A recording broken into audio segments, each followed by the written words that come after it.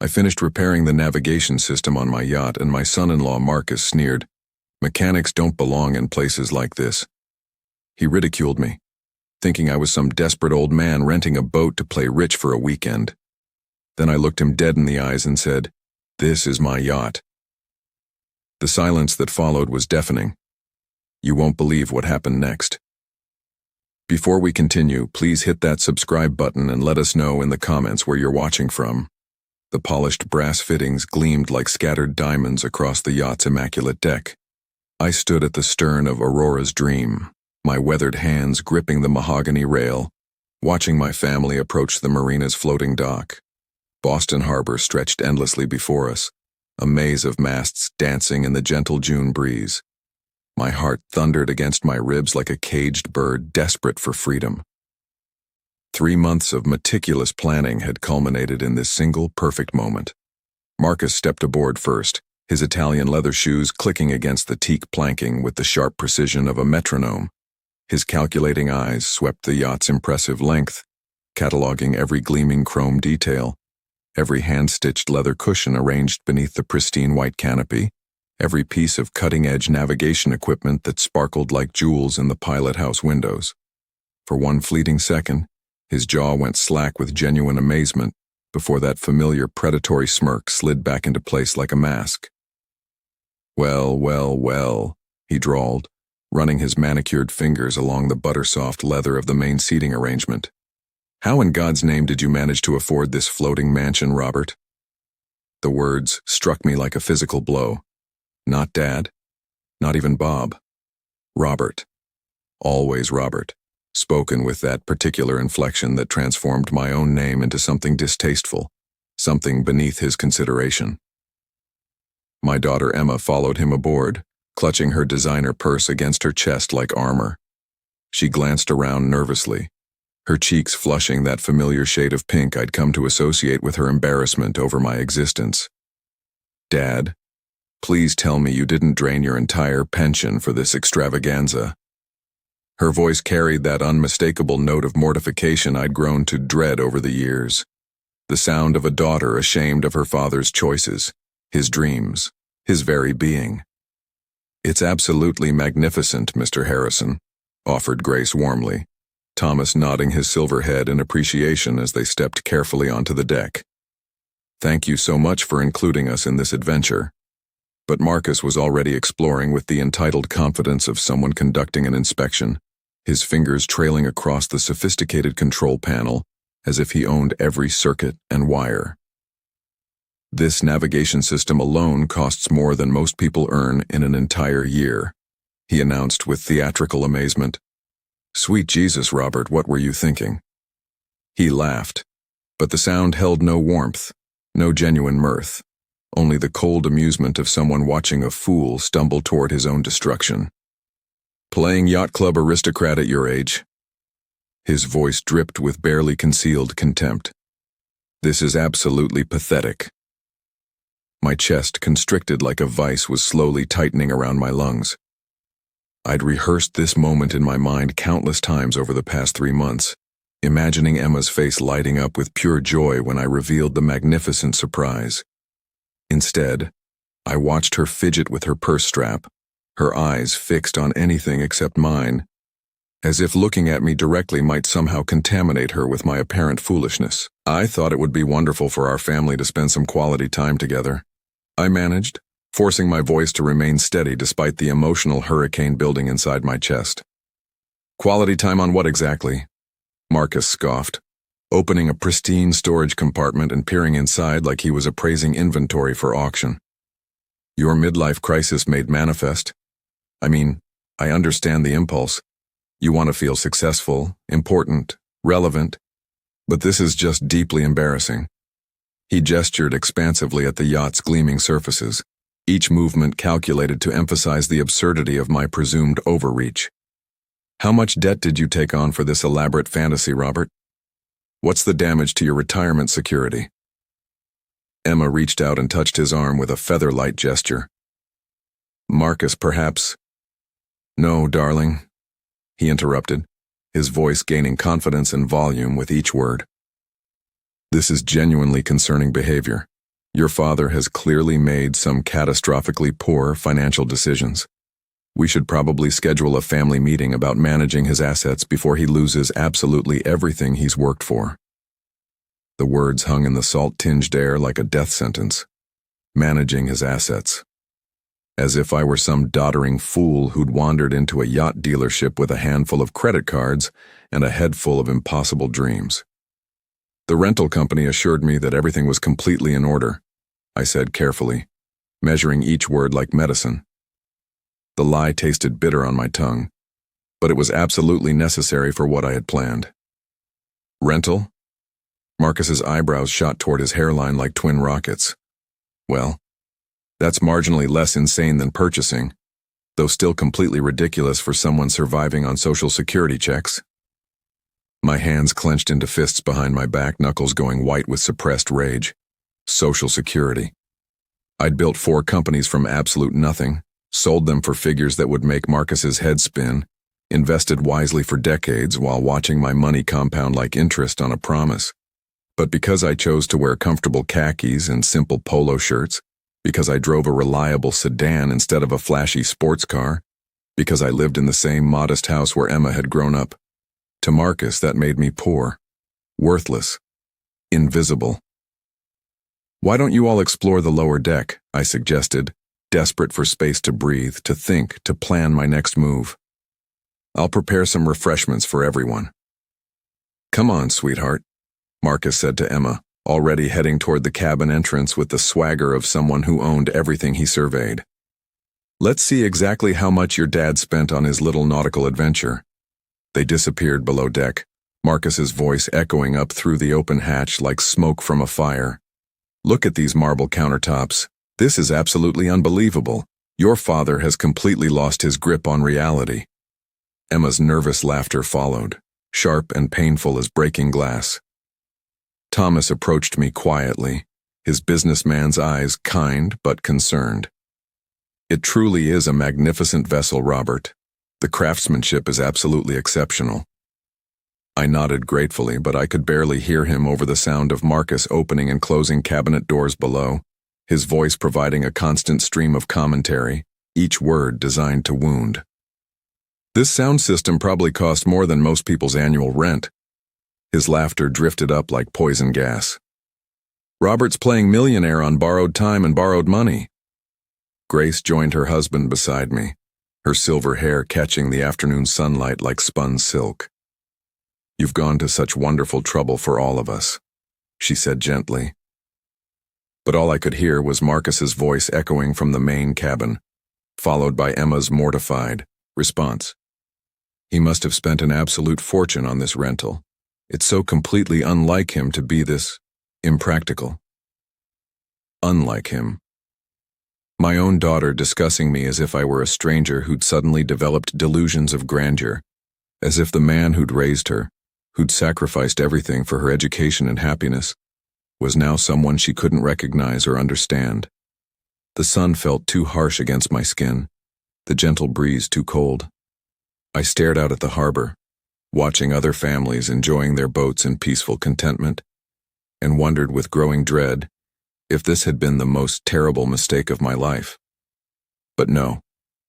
I'd planned this moment with surgical precision. They simply didn't understand the truth yet.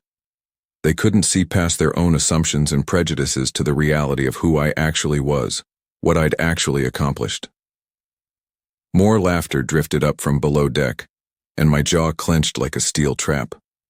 The brass compass mounted near the pilot house caught my attention, its polished surface reflecting the dancing light of the afternoon sun. I reached out and touched it gently, reverently, remembering another day, another moment when I'd touched that same compass and felt nothing but pure, undiluted joy. 3 months earlier, March 15th. I stood in the pristine showroom of Beacon Marine luxury yachts, wearing my finest charcoal suit, the one I'd reserved for only the most important occasions.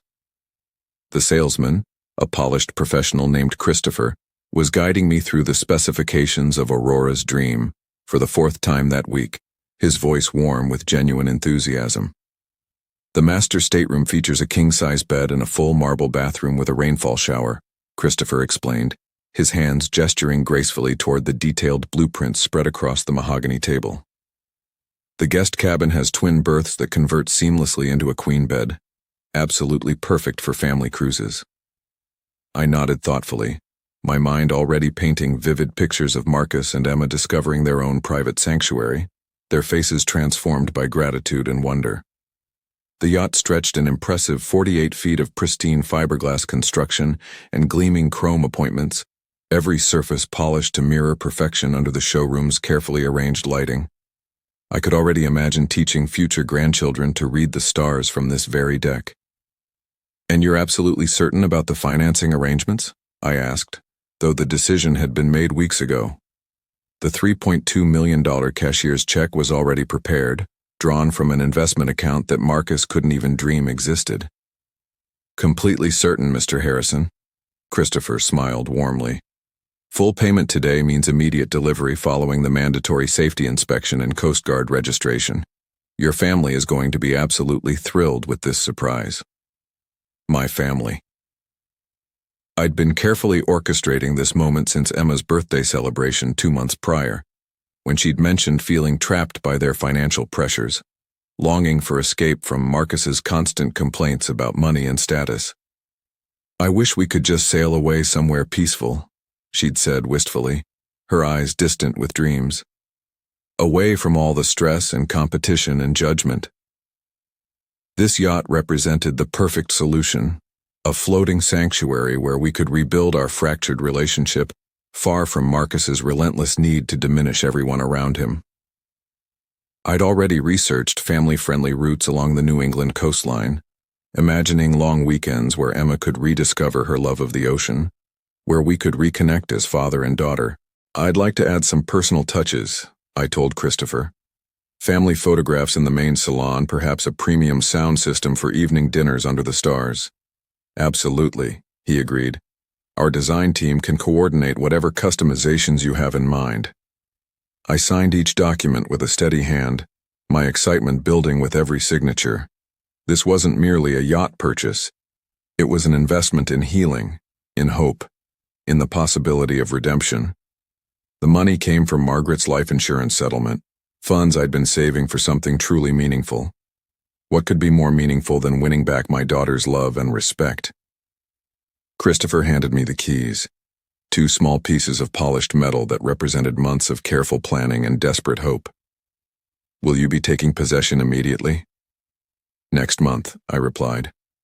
"I want to surprise them by presenting it as a charter rental initially, then revealing the truth during our voyage." The strategy had seemed absolutely brilliant in the showroom's warm lighting. Let them fall in love with the yacht without the pressure of knowing its true cost, then reveal the gift when they were already enchanted by its possibilities. I imagined Emma's tears of joy, her overwhelming gratitude, perhaps even Marcus's grudging respect for the father-in-law he'd so thoroughly underestimated. Standing there in that showroom, holding those keys, I'd felt more hopeful than I had in years. My modest lifestyle had served its purpose perfectly. Everyone consistently underestimated my true resources. The surprise would be absolutely complete and devastating. "Your daughter is going to be so incredibly proud," Christopher had said, shaking my hand with genuine warmth. Proud. Yes, I'd imagined that moment countless times, Emma's face glowing with pride, with love, with newfound respect for the father she'd been taking for granted. Present moment. I opened my eyes, the golden memory dissolving like morning mist over water. The harbor stretched before me, unchanged and eternal. But everything else felt fundamentally different now. Below deck, I could still hear Marcus's voice, though the specific words were mercifully muffled by distance and the yacht's solid construction. Heavy footsteps approached across the teak decking behind me. I straightened my shoulders, feeling something profound shift inside my chest, a crystallization of resolve, a hardening of purpose. The generous, hopeful father, who'd signed those papers in March, was learning a brutal lesson about the true nature of gratitude and human character.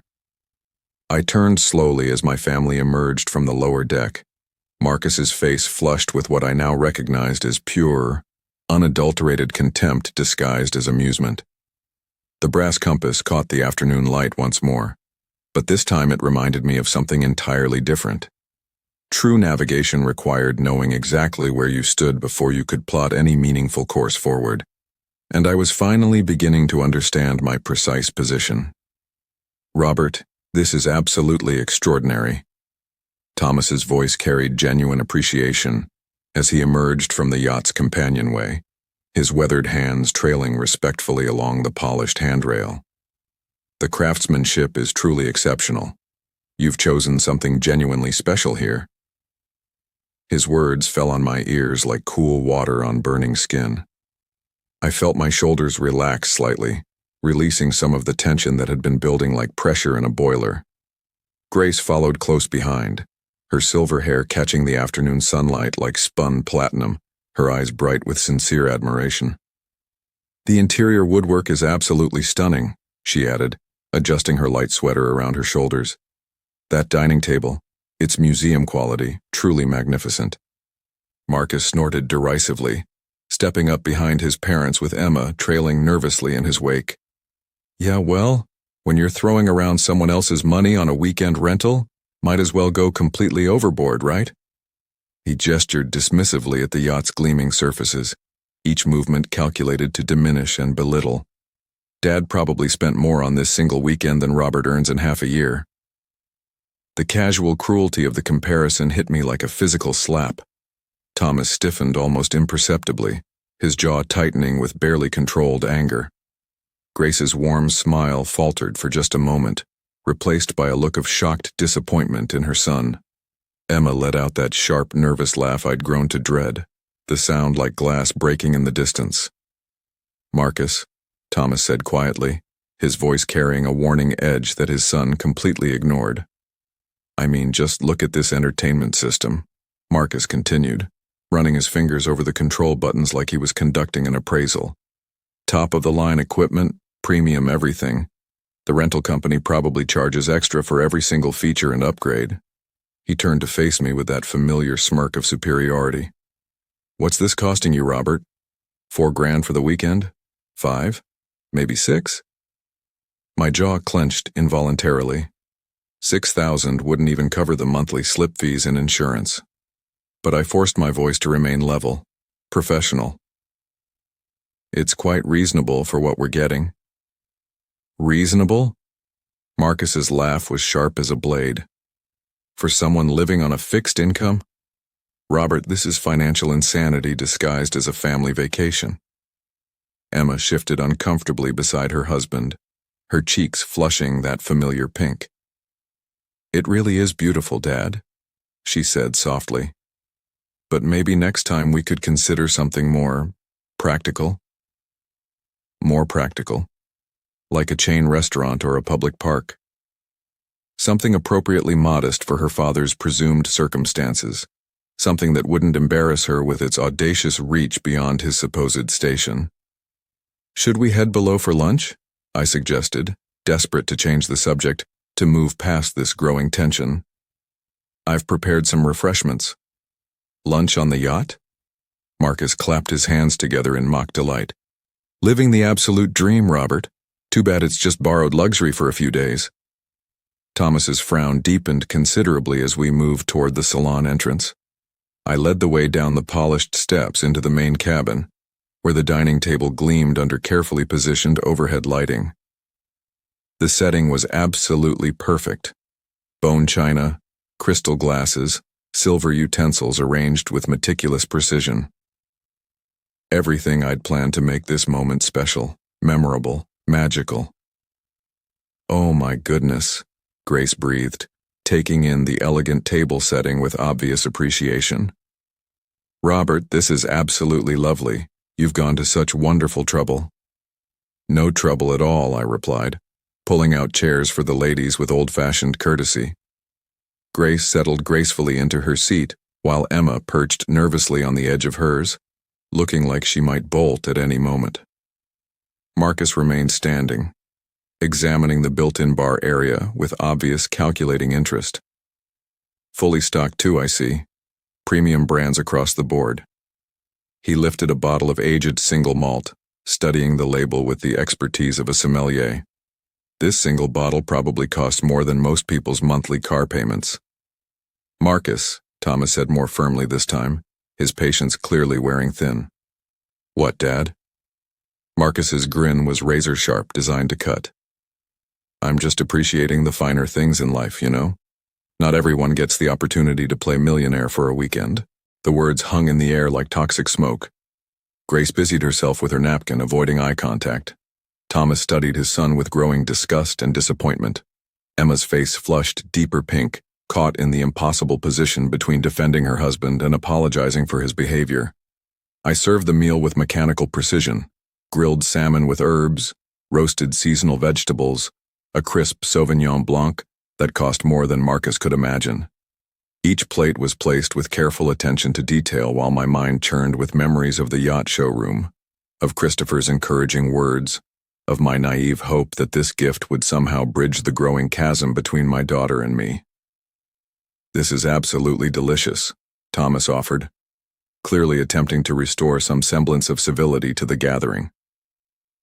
Dad was always an excellent cook, Emma said softly, a hint of the old warmth creeping into her voice. Yeah, well, Marcus's voice trailed off meaningfully as he cut his salmon with theatrical precision. When you have unlimited time and no real responsibilities, I suppose cooking becomes a hobby. Retirement must be nice. No pressure, no deadlines, no one depending on you for anything important. The fork trembled slightly in my hand. No one depending on me. I'd supported this family for decades, built companies from nothing, created wealth beyond his wildest imagination. Now I was offering my greatest treasure, this floating sanctuary purchased with my beloved Margaret's memory, and receiving nothing but contempt and ridicule in return. Marcus, Thomas's voice carried a clear warning now, the tone of a father watching his son reveal himself as someone completely unrecognizable. What, Dad? I'm just making conversation, sharing observations. Isn't that what family dinners are supposed to be about? Open, honest communication? The silence stretched taut as a piano wire ready to snap. Grace reached for her wine glass with slightly trembling fingers. Emma stared at her untouched food, as if it might provide some avenue of escape from the growing tension. Thomas's jaw worked silently, a father grappling with his son's transformation into someone he couldn't recognize or respect. And I sat at the head of my $3.2 million dining table, serving my ungrateful family a meal they would never truly appreciate, feeling something cold and calculating crystallize in my chest where warmth and hope used to live. Marcus raised his glass in a mock toast, his eyes glittering with malicious amusement. To family adventures we can't actually afford, he announced with theatrical grandeur.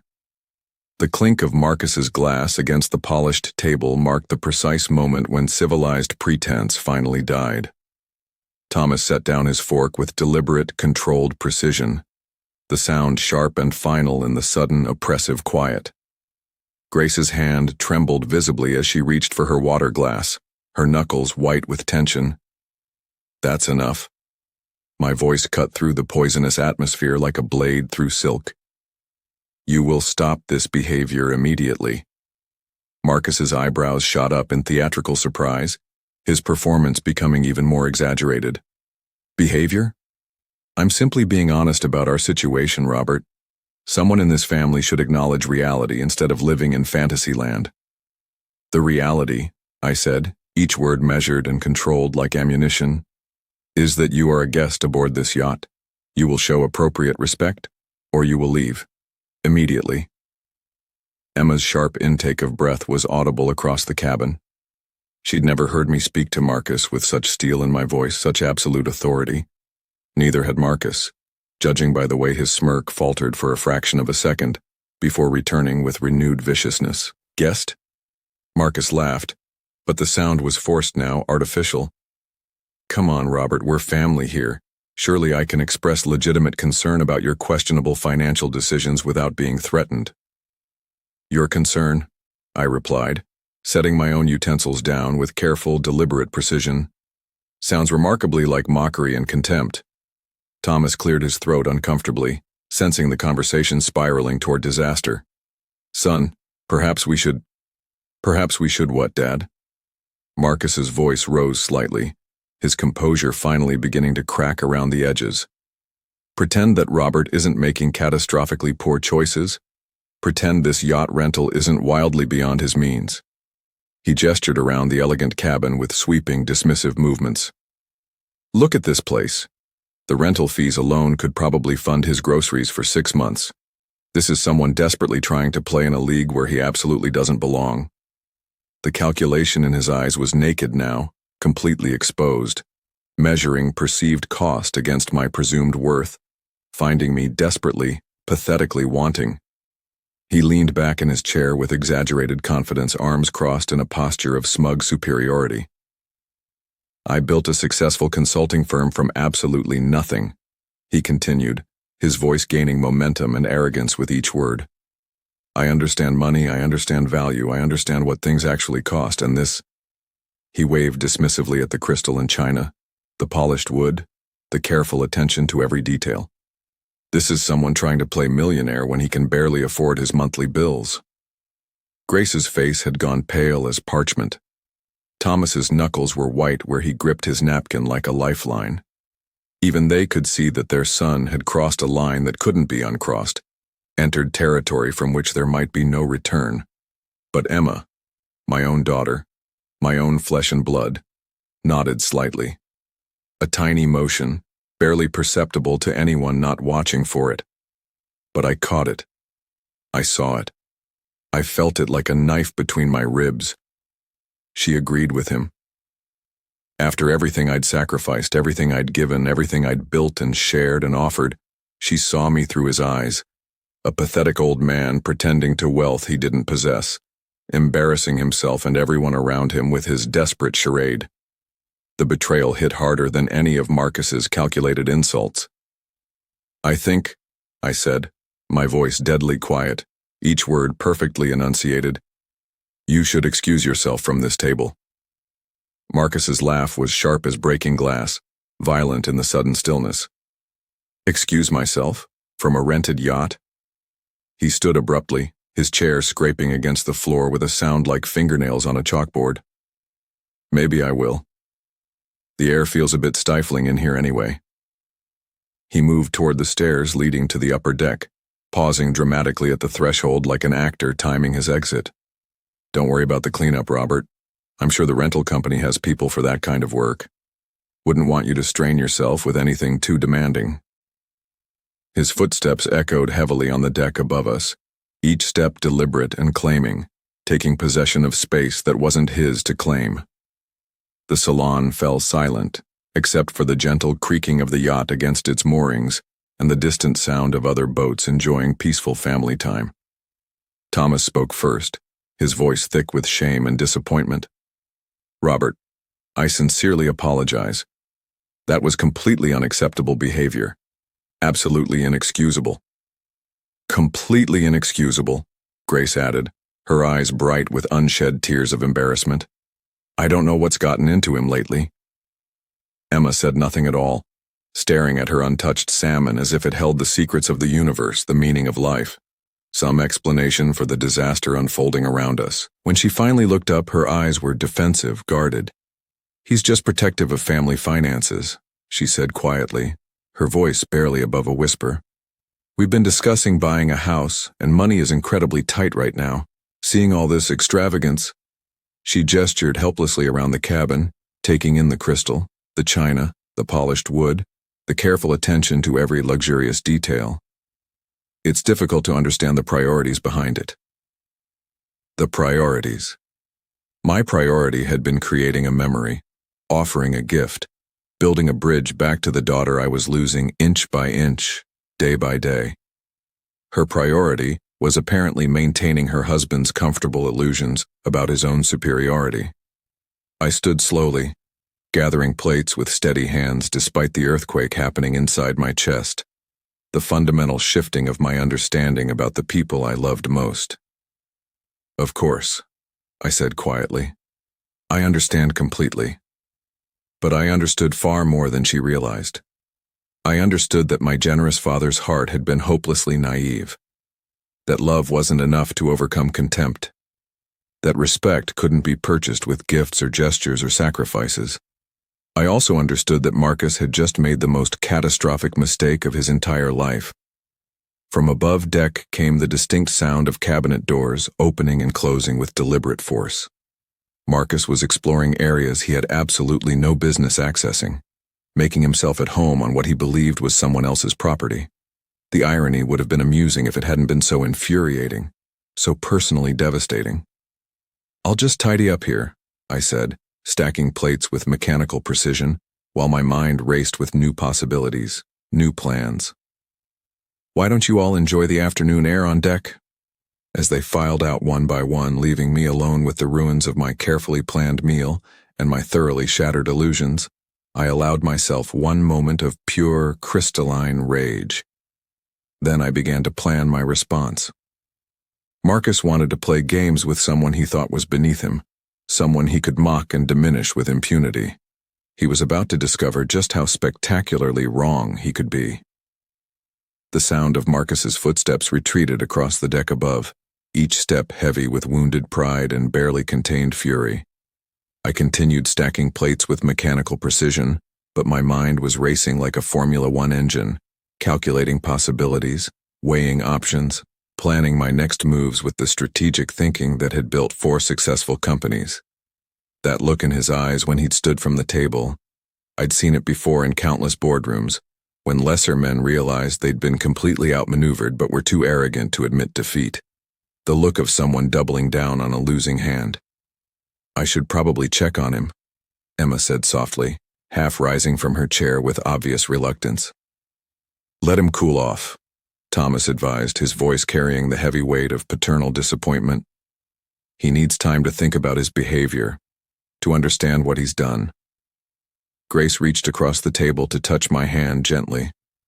"Robert, I'm so deeply sorry. I truly don't know what's gotten into him lately." But I knew Marcus better than they did. Men like him didn't cool off. They escalated. They couldn't tolerate being corrected, especially in front of their parents. They tested boundaries, pushed against authority, found ways to reassert their dominance through whatever means necessary. Above deck, his footsteps had stopped moving. Then came the soft but distinct sound of a door opening and closing, not the casual exploration of a curious guest, but something more purposeful, more deliberate. "He's under tremendous pressure at work," Emma offered weakly, still trying to excuse the inexcusable. "The consulting business is incredibly competitive right now." Thomas's expression made it clear he wasn't buying his daughter-in-law's rationalizations any more than I was. "Pressure is no excuse for disrespecting your host, Emma. No excuse at all." I listened carefully to the sounds filtering down from above. Water running briefly in what sounded like the guest head. Cabinet doors opening and closing with increasing force. The soft scrape of something metallic against metal. A sound that made me pause mid-motion with the crystal glasses balanced in my hands. That wasn't the sound of someone simply exploring or using the facilities. That was the sound of someone working, manipulating, deliberately interfering with something. "Should we move to the upper deck for coffee?" Grace suggested brightly, clearly hoping to change the atmosphere, to salvage something positive from this disaster. "The weather is absolutely perfect." "Excellent idea," I agreed, though my attention remained focused on those subtle but telling sounds from above. Something about Marcus's activities felt different now. Purposeful, rather than merely curious. Calculated rather than casual. More metallic sounds drifted down, followed by a faint grinding noise that made every nerve in my body suddenly alert. That definitely wasn't the sound of normal exploration. "Dad?" Emma's voice seemed to come from very far away. "Are you feeling all right?" "Fine," I replied automatically, setting the glasses down carefully while my mind processed what I was hearing.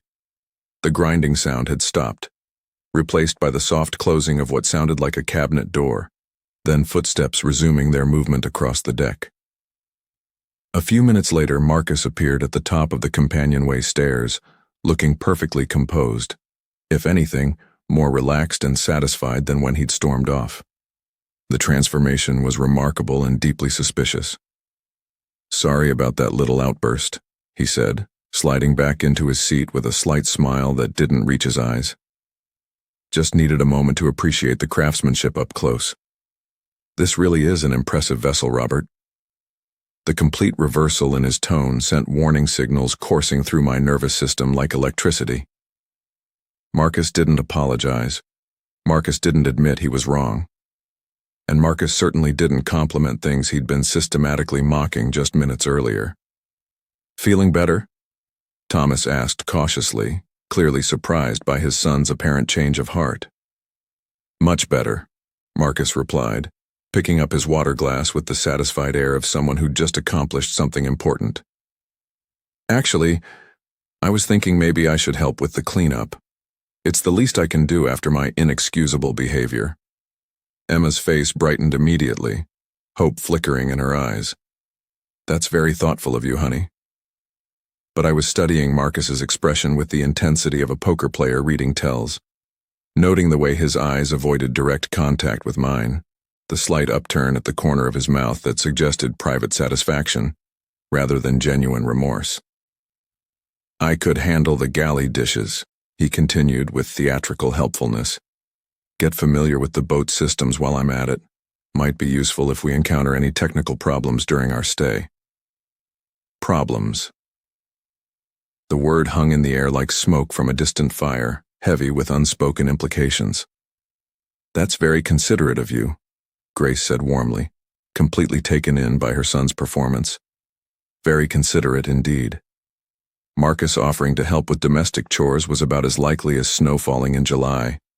But there he sat, radiating false humility and barely contained satisfaction. I stood slowly, every instinct screaming that something was fundamentally wrong with this picture. "Why don't we all move to the upper deck first?" I suggested carefully. "The dishes can certainly wait." "Oh, come on, Robert." Marcus's smile was bright as polished chrome, sharp as a blade. "Let me make up for being such a complete ass earlier. I absolutely insist on helping." He was already moving toward the galley area, and I found myself following, drawn by horrible certainty that I was about to discover exactly what those metallic grinding sounds had been. "See?" Marcus called cheerfully from the galley, his voice carrying that artificially bright tone I was beginning to recognize as his tell. "Everything's perfectly." "Oh." The word dropped like a stone into still water. "Oh, what?" Emma asked, moving to join him with growing concern. I was already pushing past her, something cold and heavy settling in my stomach like winter fog. Marcus stood at the galley sink, his hand frozen on the faucet handle while water streamed uncontrollably from the tap in an unrestrained torrent. "It seems to be stuck," he said, tugging at the handle with theatrical effort that fooled no one who was actually paying attention. "Won't turn off properly. Must be one of those quirky old boat problems you hear about." But I was staring at the base of the faucet, where the chrome finish showed fresh scratches, deep, deliberate gouges that definitely hadn't been there this morning when I'd prepared coffee. Scratches that could only come from someone using excessive force, or more likely, the wrong tools applied with malicious intent. "Let me take a look," I said quietly, moving Marcus aside with gentle but firm pressure. The handle moved stiffly under my grip, the internal mechanism grinding in a way that spoke of deliberately damaged parts, components that had been forced beyond their design limits. This wasn't wear and tear. This wasn't even aggressive use. This was systematic destruction disguised as an accident. "Probably just need some penetrating oil," Marcus suggested with helpful innocence. "These marine fixtures take a real beating from salt air and constant use." I knelt to examine the base more closely, running my fingers along the gouged chrome. The scratches formed a distinctive pattern completely consistent with plier marks. Someone had gripped the fixture with considerable force and twisted until something vital gave way inside. "Dad, can you fix it?" Emma asked, genuine worry creeping into her voice. It's definitely broken, I said, standing slowly while my mind processed the full implications. The internal valve mechanism has been severely damaged. Marcus nodded with perfectly performed sympathy. Rental equipment, you know. It probably gets pretty rough treatment from previous guests who don't understand how to handle quality fixtures. Good thing it happened now instead of in the middle of the night when it could flood the whole galley. The casualness of his explanation, the way he immediately shifted blame to imaginary previous renters, confirmed what I already suspected. But confronting him here in front of everyone would accomplish nothing except creating an even bigger scene. I should contact the marina office, I said carefully, keeping my voice level despite the rage building inside me. See about getting a repair technician out here on a Saturday afternoon. Marcus shook his head with mock concern. Good luck with that, Robert. You'll probably be stuck dealing with this mess for the entire weekend. These marine repair guys don't exactly work overtime for rental emergencies. The barely concealed satisfaction in his voice made my hands clench involuntarily behind my back. He was enjoying this. Not just the inconvenience he'd caused, but the opportunity to play the helpful, sympathetic family member while I dealt with the rental problems he'd created. Thomas approached, examining the damaged faucet with an engineer's eye for detail. That's very strange, he said, frowning. This damage looks almost deliberate. Marcus's smile never wavered, smooth as silk. Salt air is absolutely murder on these fittings, Dad. This has probably been corroding and weakening for months. But Thomas was still frowning, his technical background allowing him to see what Marcus hoped to hide. Robert, these look distinctly like tool marks. See these gouges here? Very specific patterns. Could be from previous repair attempts, Marcus suggested quickly, his voice gaining a slight edge. You know how it is. Someone tries to fix something themselves without the proper knowledge. Ends up making everything worse. The lie flowed so smoothly, so naturally, that I almost admired its audacity. Marcus was betting that his word as family would carry more weight than physical evidence, that no one would seriously consider the possibility that he might deliberately sabotage his host's property. I'll need to check the boat's maintenance documentation, I said finally. See what the manufacturer recommends for this type of failure. What I actually needed was to check the security cameras I'd had installed 2 months ago. High-definition recordings that would show exactly what Marcus had done, when he'd done it, and with what malicious intent. Want me to help you look for the manuals? Marcus offered with renewed helpfulness. I'm pretty good with technical documentation and troubleshooting. No need, I replied, forcing what I hoped was a grateful smile. I know exactly where everything is stored. He shrugged with the air of disappointed helpfulness. Whatever you think is best, Robert. Just trying to contribute however I can. As the family began moving back toward the upper deck area, Marcus lingered for a moment, ostensibly checking that the water flow had been minimized, but I caught him glancing around the galley, with the satisfied expression of someone admiring his own handiwork. Funny how these things happen, he said conversationally, his tone carefully neutral. 1 minute everything's working perfectly. The next minute you've got a major repair bill on your hands. The threat was subtle but absolutely unmistakable. This was just the beginning of his campaign. Marcus had discovered he could damage my property with complete impunity, safe in the knowledge that his family connection protected him from any real suspicion or consequences. He was about to learn just how catastrophically wrong he could be. I waited until the others were settled comfortably on the upper deck, their voices drifting down through the open hatches in relaxed conversation. Then I moved quietly toward the navigation station, where the security system controls were concealed behind an innocuous-looking panel. Marcus wanted to play games with someone he assumed was defenseless. He'd just challenged someone who'd been playing at a professional level, while Marcus was still learning basic rules.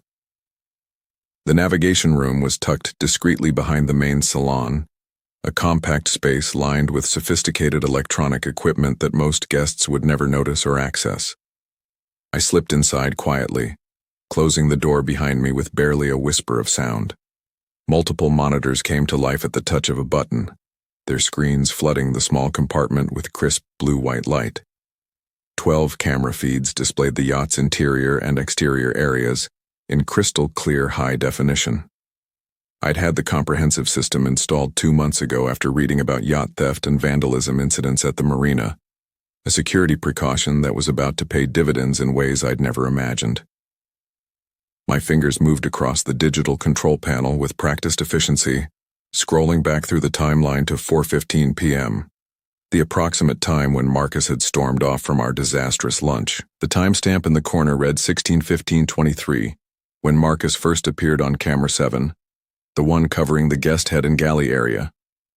There he was, stepping into frame with that same casual arrogance he'd displayed throughout the afternoon, but now with an additional edge of barely controlled fury.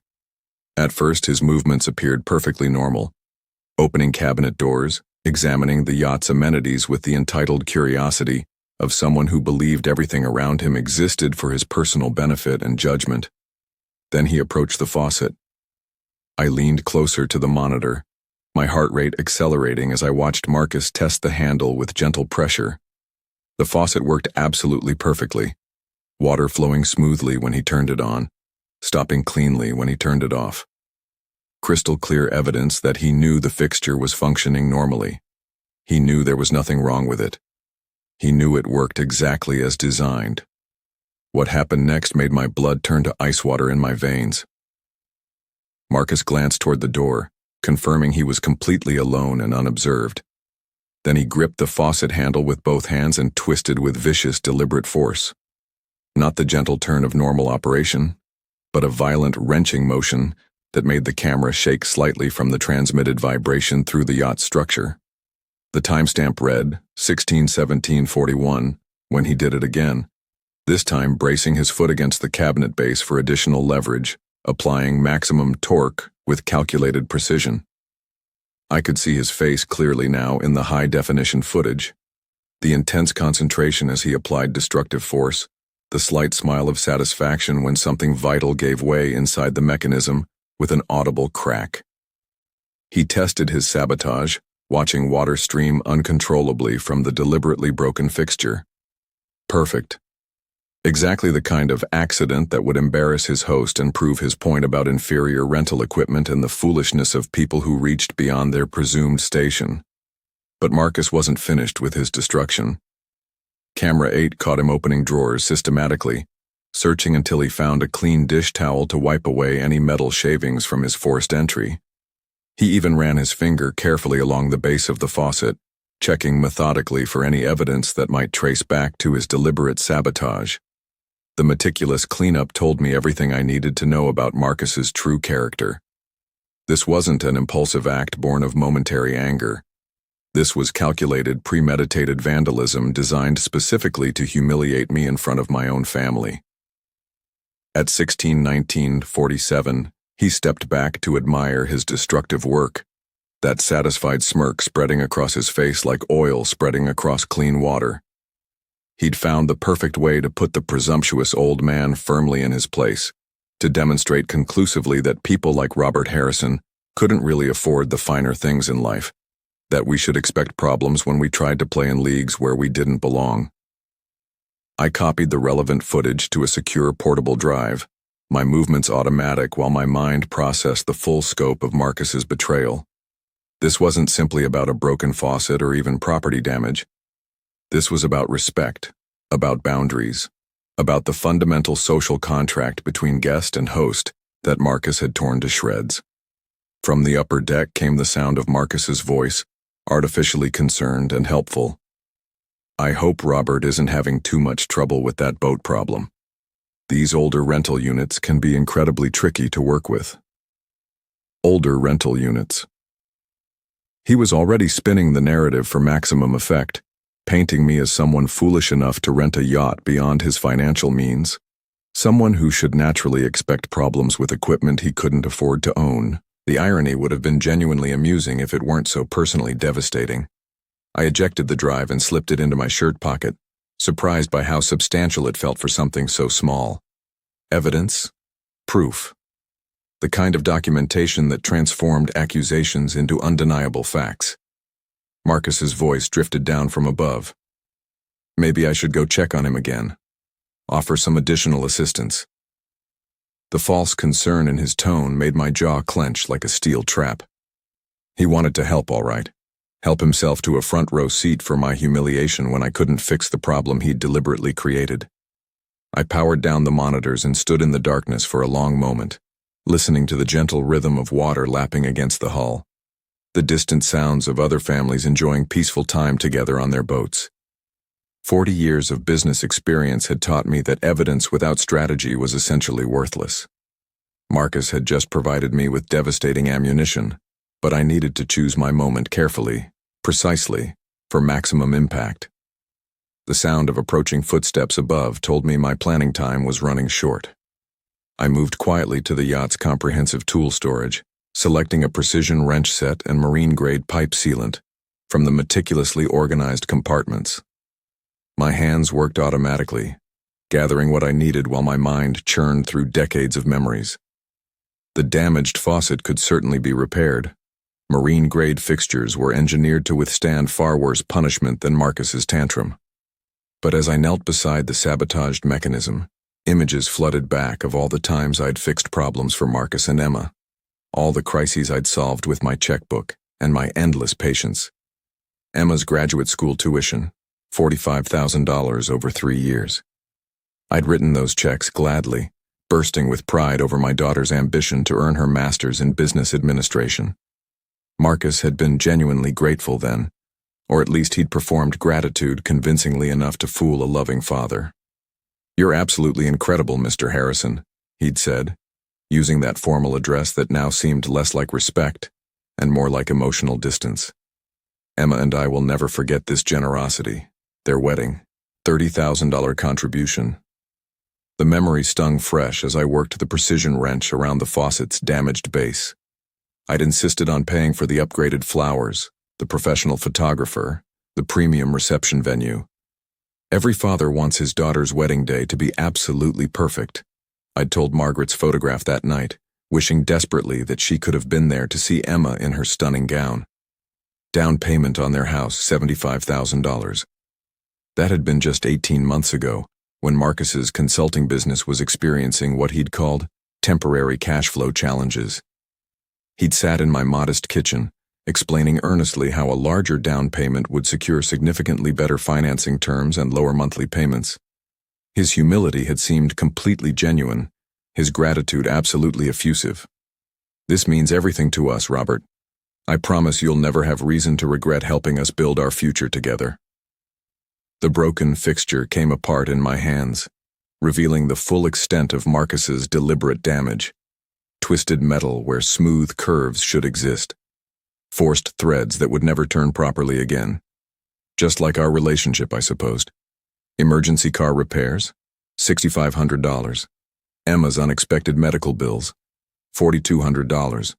The replacement refrigerator when theirs died, $2,800. Christmas gifts, birthday surprises, anniversary dinners I'd insisted on paying for because I wanted my daughter to have everything she deserved. The list went on, stretching back over more than a decade.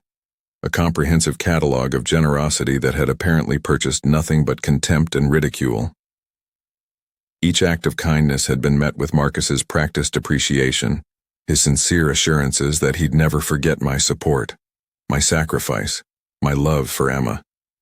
Yet here I was, kneeling on the floor of my own yacht, repairing damage he'd inflicted purely out of spite. From above came Marcus's voice, louder now with artificial concern. "Should someone go check on Robert? He's been down there quite a while now." Emma's response was muffled but worried. "Maybe the repair is more complicated than he initially thought." More complicated? Everything was infinitely more complicated than it appeared on the surface. The yacht they assumed was rented, the wealth they believed I didn't possess, the man they'd dismissed as beneath their consideration. I threaded new gaskets into place with steady precision, my movements methodical despite the fury coursing through my veins like liquid fire. This wasn't simply about the money, though the financial aspect was staggering when I calculated the total. Nearly $175,000 in direct assistance over the years, not counting the smaller gestures, the regular dinners, the countless thoughtful gifts. This was about respect, about the fundamental expectation that kindness would be met with kindness, that generosity would breed gratitude rather than entitlement, that love would be returned rather than exploited. Marcus's footsteps approached the companionway stairs.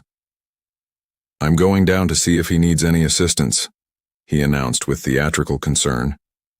The faucet mechanism slid back into place with a satisfying click of precision engineering. Water flowed smoothly when I tested the repair. Better than before, actually.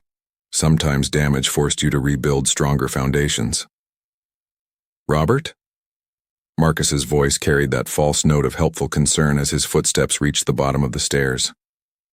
"Everything all right down there?" I stood slowly, wiping my hands clean on a spotless rag while calculating my next strategic move with the cold precision that had built 4 successful companies. Marcus thought he'd won some small victory by damaging my property. He had absolutely no idea that he'd just triggered a war he was spectacularly unprepared to fight.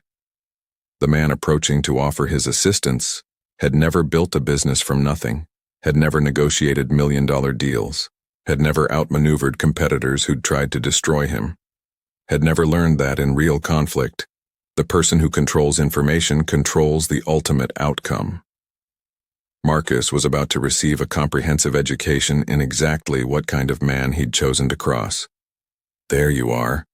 Marcus's voice carried across the dining area with theatrical relief as I emerged from the lower level.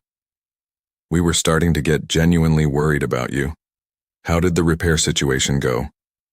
He was leaning back in his chair with arms crossed in smug satisfaction, wearing that same self-satisfied expression he'd displayed when he first stepped aboard Aurora's Dream. The perfect picture of a concerned family member soliciting sympathy for poor Robert's mechanical troubles. "The old equipment giving you fits?" he continued with elaborate sympathy.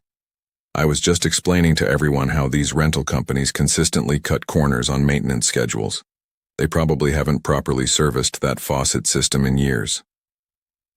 I set my tablet computer on the dining table with deliberate, careful precision, watching Marcus's face intently as I pulled out a chair and sat down. "Actually, Marcus," I said quietly, "I'd like to ask you something very specific about that faucet." "Me?" His eyebrows shot up in perfectly performed innocence. "Robert, I'm no plumber or marine technician, though I did happen to notice the fixture looked pretty severely corroded when I washed my hands earlier." Emma shifted uncomfortably in her seat, clearly sensing rising tension. "Dad, Marcus was just trying to be helpful. He mentioned that the water pressure seemed inconsistent." "Is that what he mentioned?" I kept my voice perfectly level, my eyes locked on Marcus's face. "Because I'm quite curious about exactly what happened when you were down there alone." Marcus's confident smile never wavered, but something flickered behind his eyes. A microsecond of calculation before the performance resumed full force. "Like I explained, I just used the guest facilities. Noticed the faucet was acting up, but figured you'd want to handle any repairs yourself. You seem like a hands-on kind of guy." Thomas cleared his throat uncomfortably.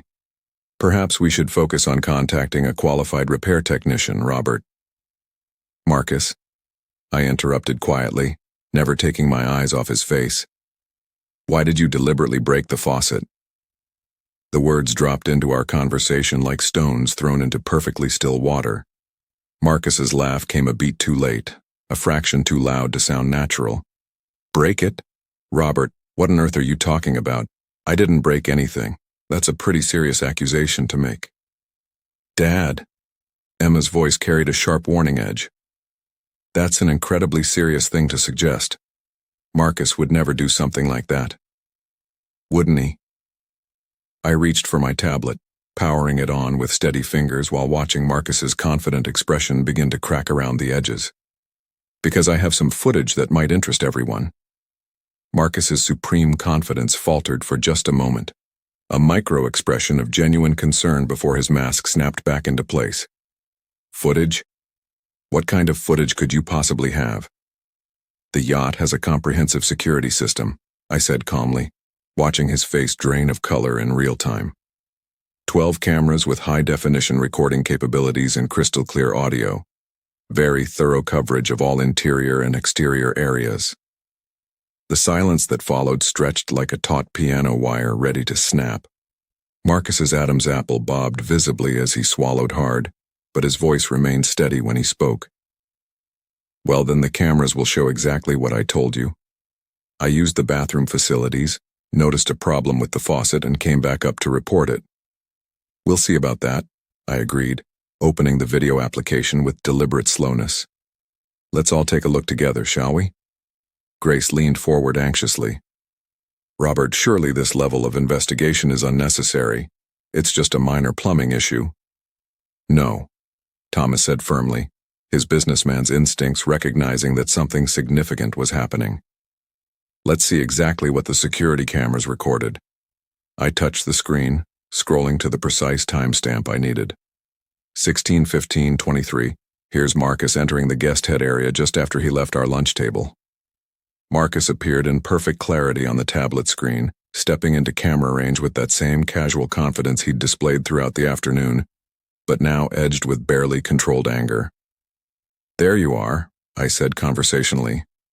Saturday, June 18th, 4:15 p.m., immediately after your dramatic exit from our meal. On screen, Marcus approached the faucet and tested it with gentle pressure. Water flowed perfectly when he turned it on, stopped cleanly when he turned it off. The fixture functioned flawlessly, exactly as designed. Interesting, I observed with clinical detachment. The faucet appears to be working completely normally at this point. Emma leaned closer to the screen, her brow furrowed in growing confusion. I don't understand what we're supposed to be seeing here, Dad. Keep watching carefully, I suggested, my finger hovering over the play button. The truly interesting part is coming up very shortly. Marcus shifted uncomfortably in his seat, his earlier confidence evaporating like morning mist. This is absolutely ridiculous, Robert. You're making a mountain out of a molehill over a simple plumbing malfunction. But his eyes never left the tablet screen, and I could pinpoint the exact moment he remembered what was about to be revealed. What the high-definition cameras had captured, what his arrogance had made him forget in his moment of vindictive satisfaction. The timestamp here shows 16:17. I continued, my voice remaining perfectly calm and professional. Watch very carefully now. The video played in devastating clarity. 12 cameras worth of evidence about to completely destroy Marcus's comfortable world of lies and carefully constructed assumptions. On the tablet screen, Marcus glanced toward the door, confirming he was alone and unobserved. Then his entire demeanor changed dramatically. Gone was any pretense of normal use or innocent exploration. This was deliberate, calculated, systematic destruction. Oh my God, Grace whispered in horror as we all watched Marcus grip the faucet handle with both hands and wrench it violently to one side. The audio was crystal clear. The grinding of precision-machined metal under excessive force, the sharp crack when something vital gave way inside the mechanism. Marcus's satisfied grunt as he felt the fixture break beneath his hands was audible to everyone at the table. Marcus! Thomas's voice cracked like a whip across the cabin. What the hell do you think you're doing? On screen, Marcus wasn't finished with his sabotage. He braced his foot against the cabinet for additional leverage, applying even more destructive force until the internal valve mechanism snapped completely. Water began streaming uncontrollably from the deliberately broken fixture. Emma's hand flew to her mouth in shock. This can't be real. This has to be some kind of mistake. But there was absolutely no denying what we were all witnessing in high-definition detail. Marcus stepped back from his destructive handiwork with unmistakable satisfaction, wearing that same smug smile he displayed when he returned to our table claiming innocent concern. He even ran his finger methodically along the base of the faucet, checking carefully for any evidence that might trace back to his deliberate act of sabotage. The timestamp shows 16:19, I said quietly, letting the full implications sink in. You spent nearly 4 minutes systematically destroying my property, Marcus. Marcus's face had gone chalk white, all color drained away. There has to be an explanation. I was trying to fix a problem when it suddenly broke and I panicked about, fix what problem exactly? Thomas's voice was deadly quiet, heavy with disappointment and growing disgust. The footage clearly shows the faucet working perfectly before you touched it. On screen, Marcus was carefully wiping away metal shavings with a dish towel, methodically cleaning up evidence of his sabotage. His movements were deliberate, practiced, the actions of someone who knew exactly what he'd done and was determined to hide all traces of his crime. You even brought a towel to clean up the evidence, I observed with clinical detachment. Very thorough planning for a spontaneous repair attempt. Emma was staring at the screen in complete shock, her voice barely above a whisper. Marcus, how could you do this? This is Dad's rental boat. He'll have to pay for all the damages. The bitter irony of her words, protecting me from financial responsibility for damage to my own yacht, would have been amusing under different circumstances. Marcus made one final, desperate attempt at defense, his voice cracking under pressure. It's not what it looks like on camera. The faucet was obviously defective, ready to fail. I barely touched it and the whole thing broke apart. These old boats always have hidden problems. You barely touched it? Thomas leaned forward, his voice heavy with paternal disappointment and shame. Son, we just watched you deliberately destroy someone else's property with premeditated malice. There's no accident here, no misunderstanding, no equipment failure. Grace was dabbing at her eyes with her napkin, tears of embarrassment flowing freely. Robert, I'm so deeply ashamed. I don't know what to say or how to apologize. Marcus made one last, desperate play for sympathy and understanding. Look, maybe I got a little carried away, but the faucet was clearly defective to begin with. I was just trying to demonstrate how unreliable these rental boats really are. Someone needed to point out the obvious problems. The admission hung in the air like poison gas spreading through the cabin. Even Marcus seemed shocked that he'd finally revealed his true motivations so blatantly.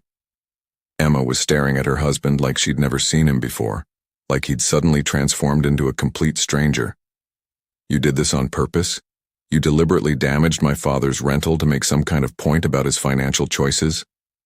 To teach him a lesson about living within his means, Marcus shot back, his composure finally cracking completely. About not pretending to be something he's clearly not. The perfect opening I'd been waiting for. I closed the tablet computer and smiled genuinely for the first time all day. Well, Marcus, I said quietly, my voice carrying absolute authority. Speaking of pretending to be something you're not, I think it's time we discussed exactly what you don't understand about this situation. Marcus's hands were visibly shaking as he leaned forward in his chair, making one final desperate attempt to salvage what remained of his dignity and position. Look, Robert, maybe I got a little carried away with my demonstration, but it's just a minor repair issue on a rental boat. These things happen all the time in the marine industry. Just a minor repair, on a rental boat. The words hung in the salt air like the acrid smell of sulfur after a lightning strike. You're absolutely right about one thing, Marcus, I said quietly, watching his face with the intensity of a predator studying prey. This is definitely about understanding what kind of person deliberately vandalizes someone else's property for sport. Vandalizes? Marcus's voice cracked slightly, his desperation becoming more obvious. Come on, Robert, that's an incredibly strong word to use. I was frustrated, maybe I applied a little too much force, but let's keep this whole situation in proper perspective. We're talking about a weekend rental here. Thomas shifted uncomfortably in his seat, his shame and disappointment palpable. Son, we all witnessed the video evidence. There's absolutely no excuse. Dad, please, Marcus interrupted, his mask of confidence slipping further with each desperate word. I made a mistake, okay? I'll admit that freely. But Robert's acting like I burned down his house or something. It's a rented yacht, for crying out loud. The insurance will cover everything. He gestured dismissively around the elegant cabin. Rich guys like the actual owner probably write this stuff off as business expenses anyway. No real harm done to anyone who matters. Rich guys like the actual owner. The irony was so perfect, so complete. It felt like destiny had scripted this moment specifically for maximum impact. You keep mentioning that this is a rental, I observed, picking up my tablet and setting it aside with deliberate, careful precision. You seem extremely concerned about the financial implications for the owner. Well, yeah. Marcus straightened slightly, sensing an opportunity to regain some moral high ground in this disaster. I mean, you're obviously way over your budget here, Robert. This whole yacht club fantasy lifestyle isn't financially sustainable for someone in your position. He was warming to his familiar theme now, the comfortable arrogance creeping back into his voice like water filling a cracked foundation. Someone like you trying to play millionaire for a weekend? It's just sad to watch, honestly. No offense intended, but let's be realistic about the situation. Emma winced visibly at her husband's words, but she remained silent. Someone like me? I repeated softly, letting the phrase hang in the air. Look, no offense intended, but let's face reality here, Marcus continued, completely oblivious to the trap he was walking into. You're a retired what? Carpenter? Electrician? Living on Social Security? Trying to impress your family with boats you can't begin to afford? It's genuinely embarrassing to witness. Grace gasped audibly at her son's cruelty. Thomas's face had gone red with shame and anger. But Marcus wasn't finished with his character assassination. Guys like you don't belong on yachts like this, he declared with absolute certainty. You belong on fishing boats, maybe a pontoon if you save up long enough. This level of luxury. He gestured around the elegant cabin with sweeping, dismissive movements. This is for people who actually earned it through hard work and intelligence, not for retirees playing dress-up with rental companies. The silence that followed was absolutely profound. Even the gentle lapping of water against the hull seemed to pause, as if the entire harbor was waiting for what would come next. I stood slowly, my hands perfectly steady, my voice calm as morning mist over still water. Marcus, I said clearly, letting each word carry its full weight. This is my yacht. The words dropped like anvils into the deadly quiet cabin. Marcus's mouth opened, then closed, then opened again without any sound emerging. Emma's hand flew to her chest in shock. Thomas looked like he'd been struck by lightning. Grace's eyes went wide with dawning horror. You're... what? Marcus's voice was barely a whisper, all color draining from his face. My yacht, I repeated with crystal clarity. I purchased Aurora's Dream in March for $3.2 million, paid in full with cash. No financing, no loans, no rental agreements. The sound that came from Marcus might have been a whimper. He looked like he was about to faint, gripping the edge of the table with white knuckles. That's not possible, he stammered. You can't. You don't have... The yacht is registered in my name with the U.S. Coast Guard, I continued methodically. The marina has my personal credit card on file for monthly slip fees and services. The insurance policy lists me as sole owner and primary beneficiary. I paused, letting each fact settle into their consciousness like stones sinking through deep water. I purchased it as a gift. Emma found her voice first, though it came out as barely more than a croak. A gift? For whom? I looked directly at Marcus, watching complete understanding dawn in his eyes like sunrise over a graveyard. For you and your husband, I said simply. I was planning to surprise you both today. Present it as a rental initially, then reveal that it was yours to keep permanently. The sound Emma made was somewhere between a sob and a gasp of pure shock. Marcus had gone completely white, his mouth working soundlessly like a fish drowning in air. $3.2 million, Thomas said slowly, his voice thick with dawning horror at what his son had done. You were planning to give them a $3.2 million yacht, plus approximately $175,000 in direct financial support over the past decade, I added conversationally as if we were discussing the weather. Graduate school tuition, wedding expenses, house down payment, various emergencies, and unexpected expenses. I kept very detailed records of everything. Marcus finally found his voice, though it came out as a desperate croak. I didn't know. We had no idea. Robert, you have to understand. No, I interrupted gently but firmly. You had no idea that the carpenter you've been mocking and belittling all afternoon was planning to make you a millionaire. The irony settled over the cabin like a suffocating fog. Marcus had spent the entire day sabotaging and ridiculing the very man who'd intended to give him wealth beyond his wildest dreams. Robert, Grace whispered, tears streaming down her cheeks. We're so incredibly sorry. We had no idea. But I was still looking at Marcus, watching him process the full magnitude of what his arrogance and cruelty had cost him. Was planning to give you a yacht, I corrected gently. Past tense. Was. Marcus's face went through a complete spectrum of emotions: shock, disbelief, desperate calculation, and finally pure panic as the full implications hit him like a freight train.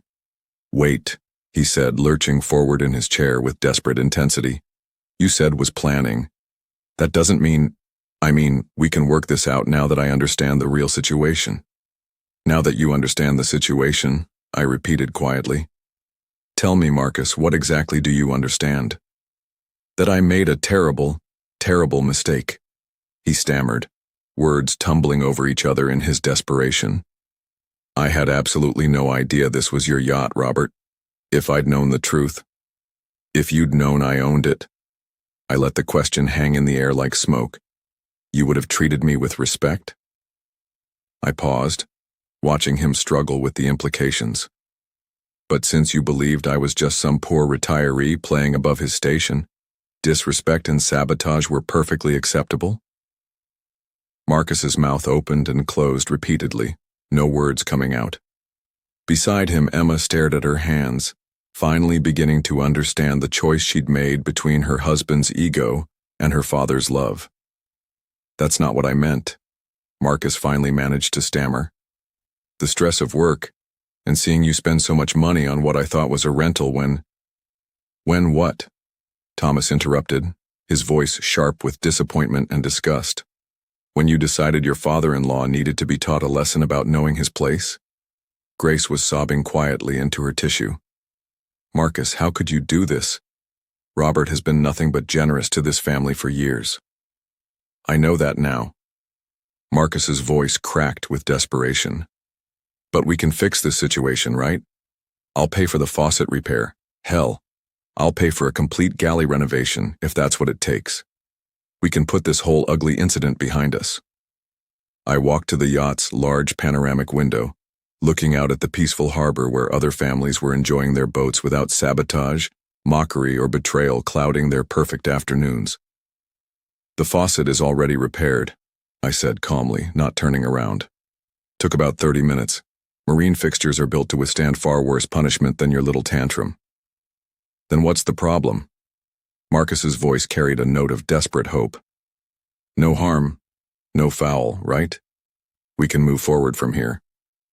I turned back to face him, my decision crystallized into perfect clarity. The problem, Marcus, is that you revealed exactly who you are when you thought I was vulnerable. When you believed I was beneath you, you chose cruelty over kindness. That's not a plumbing problem that can be fixed with money. That's a fundamental character problem. Emma finally looked up from her hands, her voice small and broken. Dad, I know Marcus was wrong, but what, sweetheart? I asked gently. But I should overlook deliberate sabotage because he apologized after getting caught. But I should ignore years of subtle disrespect and mockery because he promises to do better now that he knows I have money. She had no answer for that. None of them did, because there was no good answer. The yacht remains mine, I continued with quiet finality. The gift offer is permanently withdrawn. Marcus, I think it would be best if you and Emma gathered your belongings and left immediately. You can't be serious, Marcus protested, his voice rising to near desperation. Over one stupid mistake? One moment of poor judgment? One moment? Thomas's voice was incredulous. Son, you deliberately vandalized a man's property after he invited you aboard as his guest. You've spent the entire afternoon mocking and belittling him.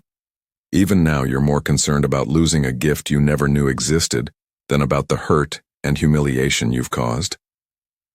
Marcus looked around the table frantically, seeking support that simply wasn't there. Even Emma couldn't meet his eyes now. "Fine," he said finally, standing abruptly with defeated anger. "Come on, Emma. Let's get out of here." Emma stood slowly, looking utterly torn between following her husband and staying with her father. Her face was a mask of conflicted emotions: shame, regret, confusion, and something that might have been the first stirrings of genuine understanding. "Dad, she began, then stopped, unable to find words adequate for the magnitude of what had just been revealed. "You made your choice very clear today," I said softly, though the words felt like broken glass in my throat. "I hope it was worth it." As Marcus and Emma gathered their belongings with tense, hurried movements and headed toward the gangway, Thomas approached me with heavy steps. "Robert, I cannot begin to express how deeply ashamed I am of my son's behavior," he said quietly. "If you'd prefer Sarah and me to leave as well, we would completely understand." "Absolutely not," I said firmly, placing a hand on his shoulder. "You and Sarah have shown nothing but respect and grace throughout this entire ordeal. Please stay. Let's try to enjoy the rest of this beautiful afternoon as it was meant to be enjoyed." Through the panoramic window, I watched Marcus and Emma walking down the floating dock toward the parking area. Marcus was gesticulating angrily, his voice carrying across the water in harsh, indistinct bursts, while Emma walked in silence, her shoulders slumped with the weight of realization. They looked small and diminished against the backdrop of the harbor, reduced by their own choices and actions. Sarah joined Thomas and me at the window, her eyes still red from crying. "Do you think they'll be all right?" she asked with maternal concern. "Marcus will land on his feet," I said with quiet certainty. "Men like him always do. They're experts at finding someone else to blame, someone else to support them." I paused, watching Emma's retreating figure with a mixture of sadness and resignation. As for Emma, she'll have to decide whether she wants to build a life with someone who destroys bridges out of spite, who sees kindness as weakness, who mistakes generosity for stupidity. Thomas moved to the yacht's elegant bar area and poured 3 glasses of wine from the bottle we'd opened earlier, a vintage that cost more than Marcus spent on groceries in a month. "To character," he said simply, raising his glass with solemn dignity. "To character," Sarah and I echoed, the crystal glasses chiming softly together. As the sun moved lower toward the western horizon, painting the harbor water in brilliant shades of gold and amber, I felt something I hadn't experienced in years settling over me like a warm blanket. Perfect peace. Justice had been served, not through revenge or retaliation, but through natural consequences. Marcus had destroyed his own inheritance with his own hands just as surely and completely as he'd destroyed that faucet. The gift that could have transformed his life had been obliterated by his own arrogance, his own cruelty, his own fundamental inability to see value in anyone he considered beneath his station. The brass compass mounted near the pilot house caught the afternoon light one final time, its polished surface reflecting the setting sun like liquid fire. True north, always pointing toward truth, toward authentic direction, toward what really mattered. I thought about Margaret then, about the life insurance money I'd used for this yacht, about how she would have handled this situation. She always said that character was revealed not in moments of triumph, but in moments when people thought no one important was watching. Marcus had revealed his character completely today.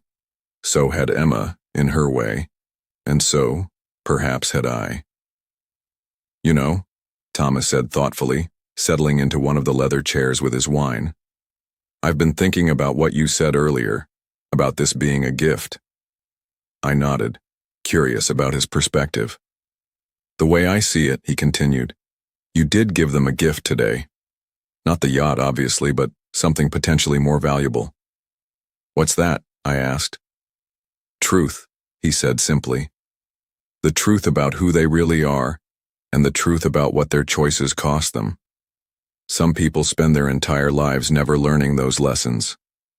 You gave them the opportunity to see themselves clearly, maybe for the first time. Sarah nodded thoughtfully. Whether they choose to learn from it or not is up to them now. I considered this perspective as I watched the harbor activity around us. Families laughing together on their boats, children learning to tie knots, couples sharing quiet conversations as the day wound down. All of it peaceful, all of it genuine, all of it unmarred by the kind of toxic dynamics that had poisoned our family gathering. Perhaps you're right, I said finally.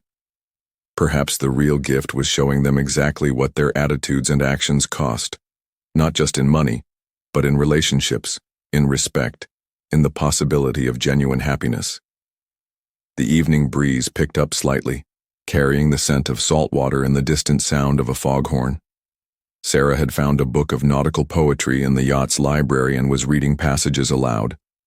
Thomas was examining the navigation equipment with genuine fascination, asking thoughtful questions about coastal routes and weather patterns. This was what I'd originally envisioned. Family time unmarred by conflict, conversation without mockery, respect flowing naturally in both directions. As darkness began to settle over Boston Harbor, I realized that Marcus had actually done me a tremendous favor, though certainly not intentionally.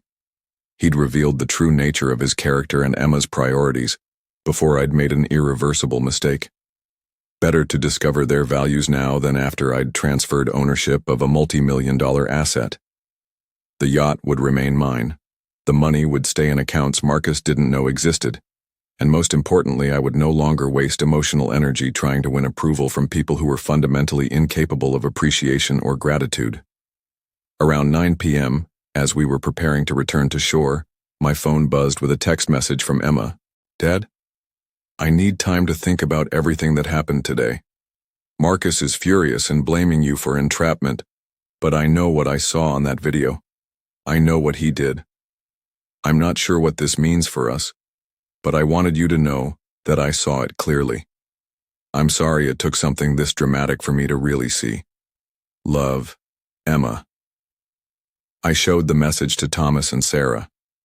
That's something at least, Sarah said hopefully. It's a beginning, I agreed.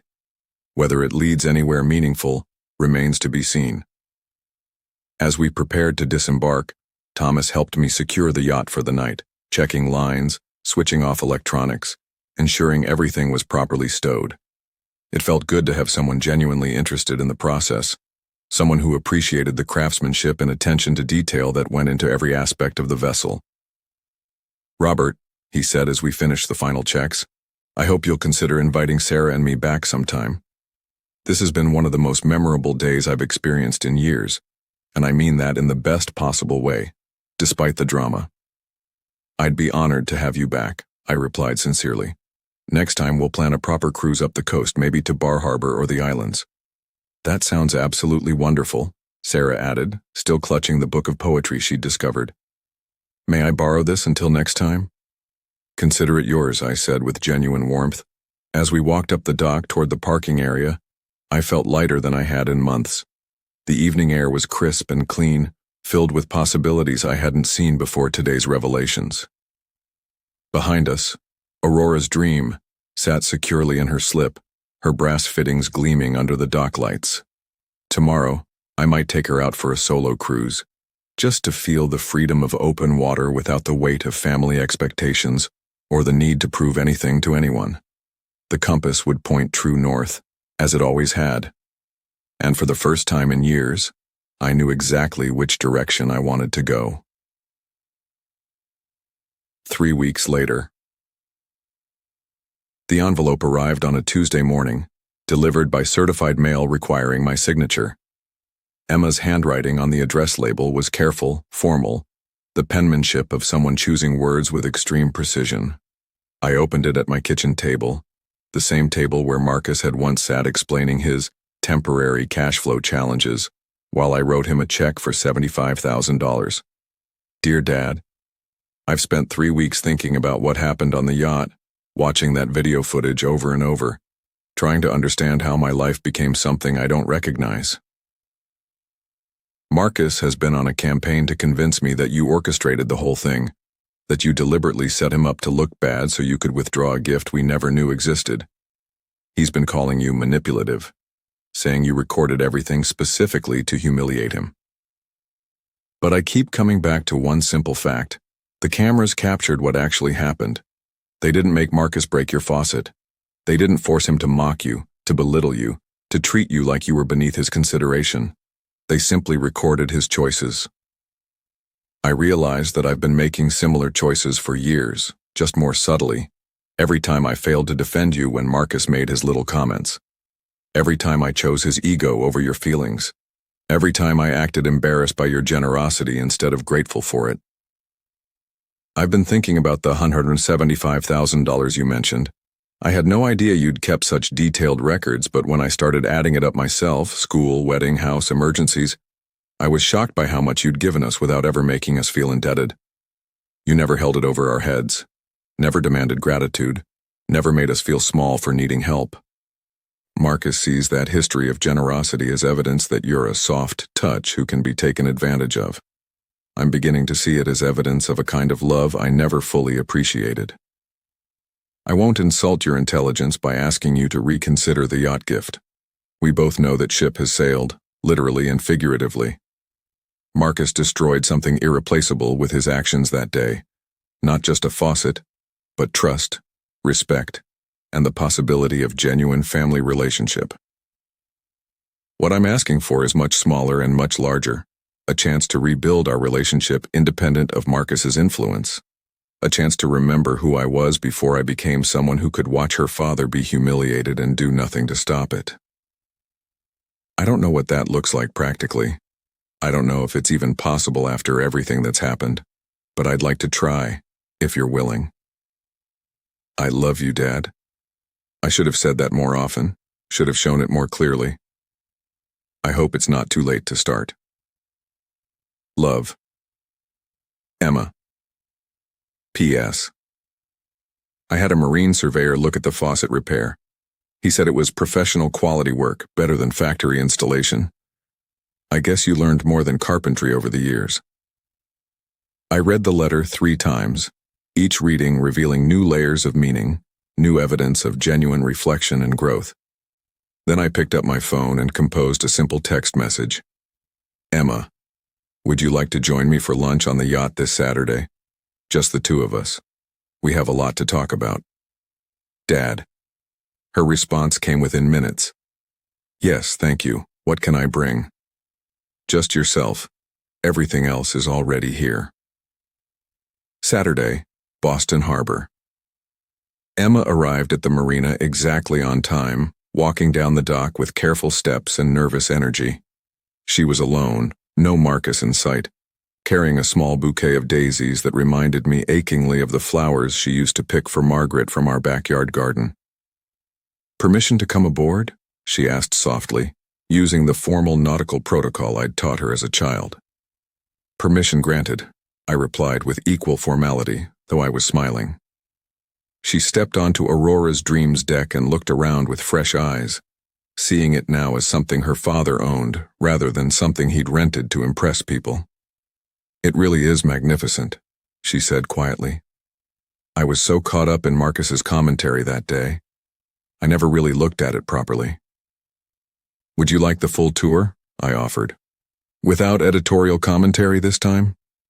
She nodded eagerly, and I spent the next 30 minutes showing her every detail, the navigation equipment, the master's stateroom, the guest quarters that had been intended for her and Marcus, the galley with its perfectly repaired faucet. This was all going to be ours? She asked, running her hand along the polished mahogany dining table. The plan was to surprise you after you'd fallen in love with it, I confirmed. Let you experience it without the pressure of knowing its value, then reveal the gift when you were already attached. She was quiet for a long moment, processing the magnitude of what Marcus's behavior had cost them. It would have changed our lives completely, she said finally. That was the idea. I wanted to give you freedom, from financial stress, from Marcus's constant complaints about money, from the limitations that were making you both so unhappy. We settled at the dining table with sandwiches and iced tea, The same table where everything had gone so wrong 3 weeks earlier. "Can I ask you something?" Emma said. "The money for the yacht, where did it come from?" "Your mother's life insurance," I replied honestly. "I've been saving it for something meaningful, something that would honor her memory." Emma's eyes filled with tears. "Oh, Dad. She would have loved this plan. She always worried about our relationship, about how Marcus seemed to come between us. She used to say that character is revealed in how people treat those who can't do anything for them," I said. "She would have seen right through Marcus from the beginning." "Why didn't you?" Emma asked. "See through him, I mean?" I considered the question carefully. "Because I wanted you to be happy. I convinced myself that his flaws were temporary, that success and security would bring out his better nature. I chose to see potential rather than reality. And I chose to see security rather than character," Emma admitted. "Marcus offered stability, status, a certain kind of life. I thought that was enough." "Is it?" I asked gently. She was quiet for a long time, staring out at the harbor where other families were enjoying peaceful time together. "No," she said finally. "It's not nearly enough. These past 3 weeks, watching him blame everyone except himself, listening to him call you names, seeing him try to convince me that you were the villain in this story. It's been eye-opening." "What will you do?" "I don't know yet," she admitted. "Marriage counseling, maybe." Though Marcus refuses to acknowledge he did anything wrong, he's convinced that breaking the faucet was justified because you were putting on airs above your station.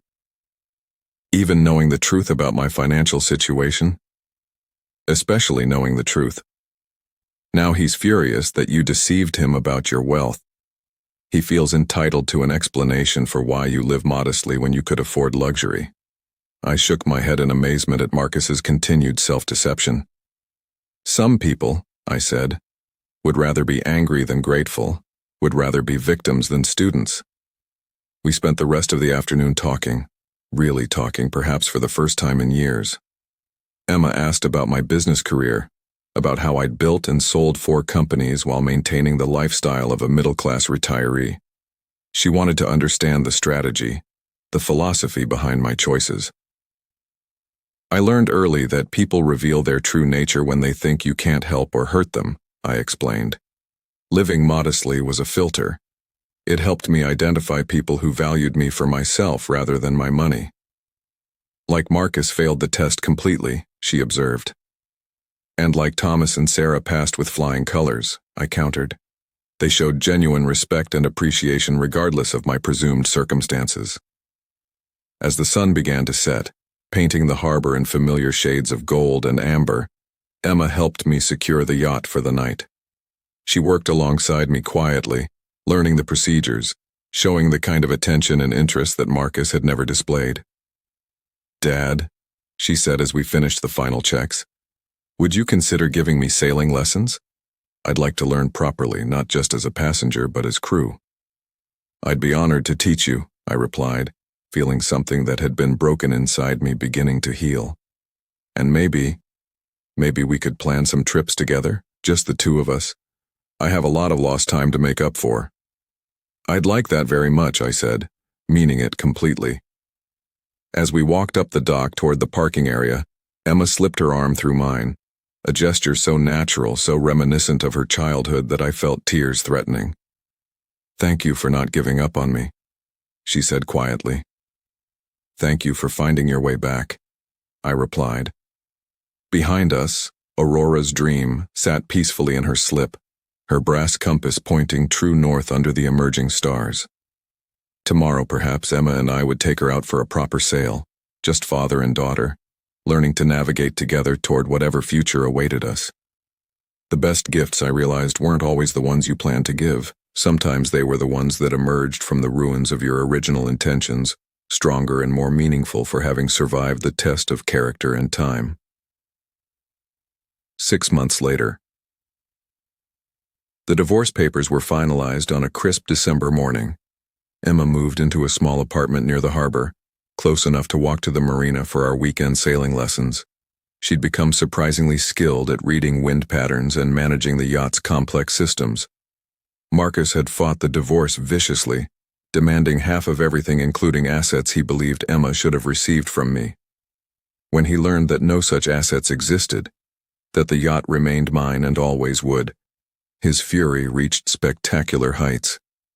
His final text message to me, sent the day their divorce was official, read, "You destroyed my marriage with your games and manipulation. I hope you're satisfied." I didn't respond. Some people, I'd learned, were determined to remain students of victimhood rather than graduates of wisdom. Emma and I were planning our first extended cruise for the spring, a week-long journey to Bar Harbor and the main islands. Thomas and Sarah would join us for part of the trip. The four of us had developed a genuine friendship built on mutual respect and shared appreciation for life's genuine pleasures. On Christmas morning, I gave Emma a small wrapped box. Inside was a brass compass, identical to the one mounted on Aurora's Dreams pilot house. "For when you need to find true north," I said. She cried when she opened it, understanding the symbolism completely. Her gift to me was a framed photograph she'd taken during one of our sailing lessons, me at the yacht's wheel, completely at peace, with the open ocean stretching endlessly ahead. The inscription read, "To Dad, who taught me that the best course isn't always the easiest one, but it's always the truest one. Thank you for showing me the way home." Some gifts, I'd discovered, were worth waiting for, even when they came wrapped in pain, disappointment, and the necessity of letting go of people you'd hoped to love forever. Aurora's Dream remained mine, but she was no longer just a boat. She'd become a sanctuary, a classroom, a bridge between who we'd been and who we were becoming. The compass still pointed true north. And finally, after all these months, I knew exactly which direction that was. If you enjoyed this story, please like this video, subscribe to our channel, and share your thoughts in the comments below. Your engagement helps us bring you more compelling stories of family, character, and the unexpected ways life tests our values. Click the notification bell to never miss our latest uploads, and check out the suggested video in the description for another powerful tale of justice and redemption.